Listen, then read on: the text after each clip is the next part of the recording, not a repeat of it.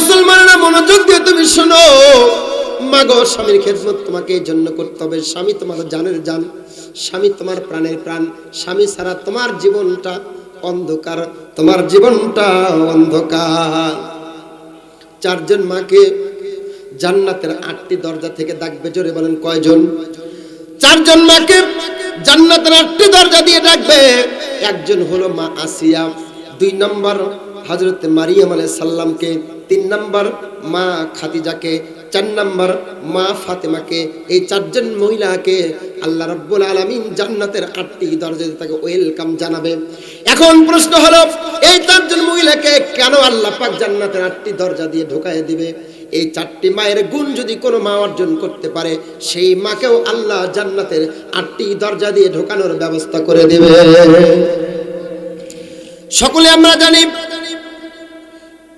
এই যে মা আসিয়া কার স্ত্রী ছিল বলেন তো দেখি? ফিরাউনের। একদিন মা আসিয়া ঠোঁট নেড়ে নেড়ে নেড়ে কি যেন বলে।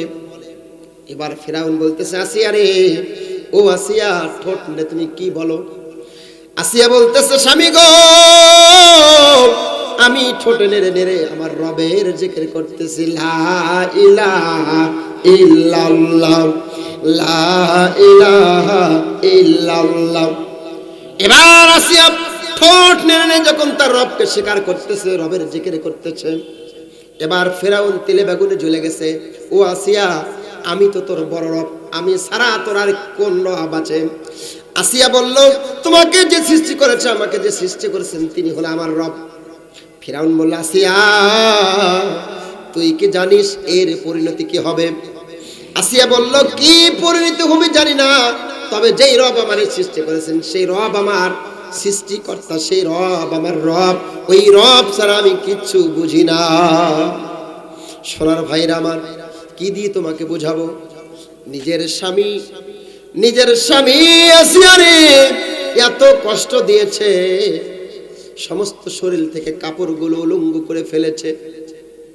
নিজের স্বামী আসিয়ার লজ্জাস্থানের ভিতর বল্লম ঢুকে দিয়েছে, আসিয়াকে দুনিয়ার বুক থেকে খতম করেছে। আমার ভাইরা, আমার আব্বা জানেন, এবার আসিয়া এত কষ্ট সহ্য করার পরেও তার রবকে ভোলে নাই। তার রবকে ডেকে ডেকে বলতেছে, আল্লাহ, আমি তো একটা মেয়ে মানুষ, আল্লাহ, আমি আমার স্বামীর নির্যাতন সহ্য করতে পারি না। আল্লাহ, আমাকে আমার স্বামীর কাছ থেকে আর তার অনর্থক কর্ম থেকে তুমি আমাদেরকে হেফাজত করো, আল্লাহ আমাকে বাঁচাও। এমন করে স্বামী যখন আসিয়ার সঙ্গে এরকম দুর্ব্যবহার করতেছিল, আল্লাহ রাব্বুল আলামিন জান্নাতটা আসিয়ার সামনে তুলে ধরলো। সুবহানাল্লাহ। জান্নাতটা দেখতে দেখতে মা আসিয়া দুনিয়ার বুক থেকে চিরতরে বিদায় হলো। মাগো মা, ও মা, তোমাকে তো ওই ফিরাউনের মতন তোমার স্বামী তো তোমার সঙ্গে খারাপ ব্যবহার করে নাই, তাহলে তুমি কেমনে স্বামীর খেদমত করতে চাও না? স্বামীর সঙ্গে সুন্দর ব্যবহার তুমি কেন করতে চাও না? মা, আজকে তুমি যখন দুনিয়ার বুক থেকে চিরতরে বিদায় হইবা, তুমি যখন অন্ধকার কবরে যাবা, মা,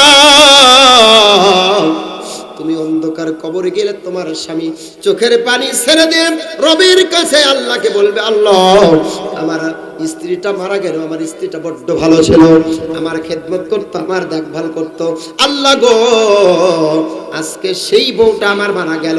এমনি করে তোমার স্বামী যখন তোমার কথা বলবে, তোমার উপর সন্তুষ্ট থাকবে। নবীজির ভাষায়, কোনো বউ মারা গেলে সেই বউর উপর যদি কোনো স্বামী খুশি থাকে, সন্তুষ্ট থাকে, ওই স্বামীটা বেশক আল্লাহর জান্নাতি। সুবহানাল্লাহ। সম্মানিত ভাইরা আমার আম্মা জানেরা, এই জন্য তোমাকে আমি বলবো, মা গো, জান্নাতি জীবন তৈরি করতে হলে মা, খবরদার খবরদার, স্বামীর সঙ্গে কখনই কোনো সময় বেয়াদবি করা যাবে। মা আয়েশা রাদিয়াল্লাহু তাআলা আনহা আল্লাহর নবীকে প্রতিদিন গোসলের পানি তুলে দিত, ওযুর পানি তুলে দিত। আজকের মায়েরা গোসলের পানি দেওয়ার কথা তো দূরের কথা, ওযুর পানিটুকু তুলে দেয় না। কথা বলো ঠিক কিনা? ওযুর পানি তুলে দেয় না। মাগো মা, স্বামী তোমার পরম প্রিয় বন্ধু। ও মা, স্বামী যখন বাহির থেকে আসবে, মাগো, স্বামীর জন্য একটা তোয়ালে এগিয়ে দিবে, স্বামীর জন্য গোসলের পানি তুলে দিবে, ওযুর পানি তুলে দিবে। কিন্তু মায়েরা, স্বামী যখন ঘরের ভেতরে আসে, তখন মেজাজ খিটখিটে, ঠিক কিনা? মেজাজ এগুলো করলে হবে না। মা আয়েশা রাদিয়াল্লাহু তাআলা আনহা আল্লাহ নবীকে গোসলের পানি তুলে দিত, আল্লাহ নবীকে গায়ে পানি ঢেলে দিত, গোসল করাতো। নবীজি লক্ষ্য করতেছেন গোসলের পানির ভিতর দিয়ে রক্ত চলে যাচ্ছে, রক্ত চলে যাচ্ছে। আল্লাহ নবী মা আয়েশাকে প্রশ্ন করলো, আয়েশা আমার গোসলের পানির ভিতর দিয়ে রক্ত, এই রক্ত কই থেকে আসতেছে?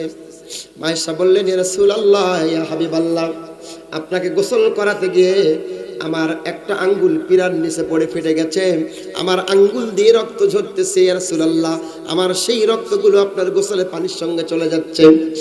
আল্লাহ নবী বিশ্বনবী মা আয়েশাকে প্রশ্ন করলেন, আয়েশা আমাকে গোসল করাতে এসে তোমার একটা আঙ্গুল ফেটে গেল, রক্ত ঝরালা, তুমি তো একটু কষ্টের শব্দ ব্যবহার করলা না?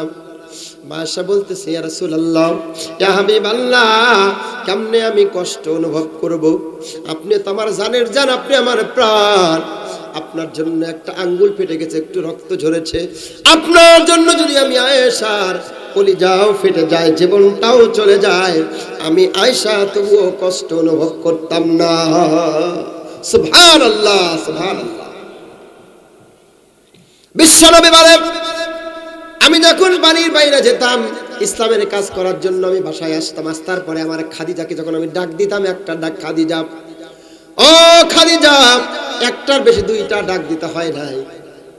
আমি যখন একটা ডাক দিতাম খাদিজা অমনি দরজাটা খুলে যেত। আমি প্রশ্ন করতাম, খাদিজা যতদিন আসলাম, যতবার আসলাম, খাদিজা তোমার কাছে তো একটার বেশি দুইটা ডাক দিতে হয় নাই, খাদিজা তুমি কি ঘুমাও না?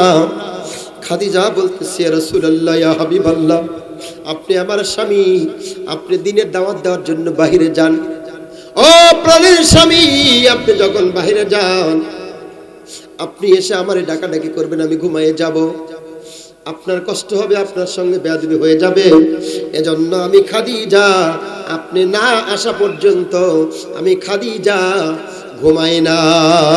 সুবহানাল্লাহ, সুবহানাল্লাহ, সুবহানাল্লাহ।